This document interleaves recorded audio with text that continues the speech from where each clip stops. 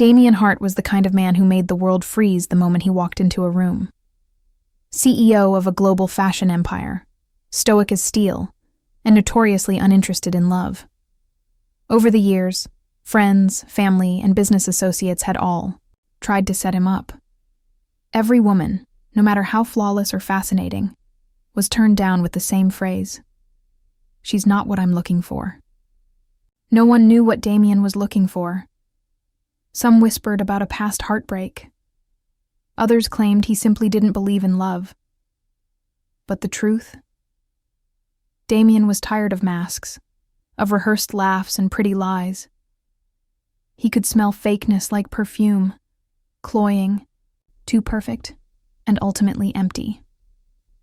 Across the city, Tessa Bloom had her own battles. A gifted fashion design student, she lived in the shadows of others, especially her roommate Alicia, who had money, charm, and a nasty habit of stealing Tessa's designs and calling them her own. No one ever questioned Alicia. She was too good at pretending.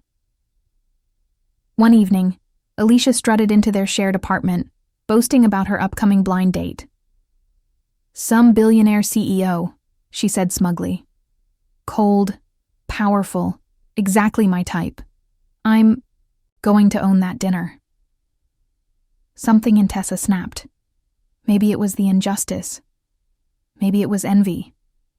Maybe it was just curiosity. So she did something impulsive. Tessa intercepted the date. Not to steal it, but to sabotage it.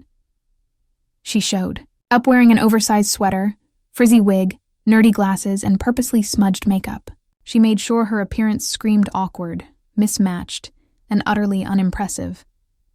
When Damien looked up from his phone and saw her, his eyebrows lifted slightly, but he said nothing. For the next hour, she babbled. She told stories about imaginary, cats, faked weird hobbies, and mispronounced half the menu. Damien didn't react much, just listened, quiet and unreadable. When the night ended, she walked out feeling triumphant. Alicia's dream date was ruined, but 2 days later, Tessa received a message. Dinner again, same time, same place. D. Hart. She stared at it in shock. Was he serious? She went again, still disguised but slightly toned down. She stopped pretending to be absurd and just talked about real things. Small dreams, art, how invisible people can feel in a world obsessed with appearances. And Damien listened. More than that, he responded, with surprising honesty.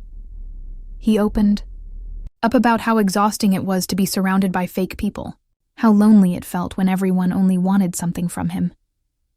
Tessa stopped seeing him as a cold CEO and started seeing the man beneath, the man who hadn't smiled in years, who kept his heart behind iron walls. And slowly, something real began to grow. The guilt ate at her. She hadn't told him the truth, that she wasn't Alicia, that the disguise wasn't who she was. But every time she tried, he'd look at her with those clear gray eyes, and she'd freeze. What if the truth ended everything? Then came the turning point. Damien invited her to a private fashion gala. "Come as yourself," he said, with a hint of knowing in his voice. Not the persona. The words struck deep. Did he know? She showed up to the event in a simple, elegant dress. Hair natural, eyes clear. The real Tessa.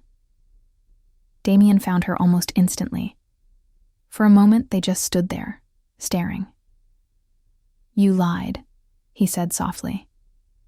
"I did," she admitted. "To ruin someone else's night. I didn't think you'd ever want a second date."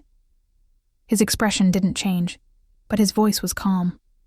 "Most people lie to impress me. You lied to repel me. That's new." She looked down, ashamed. "I understand if you want nothing more to do with me." Damien was silent for a long beat.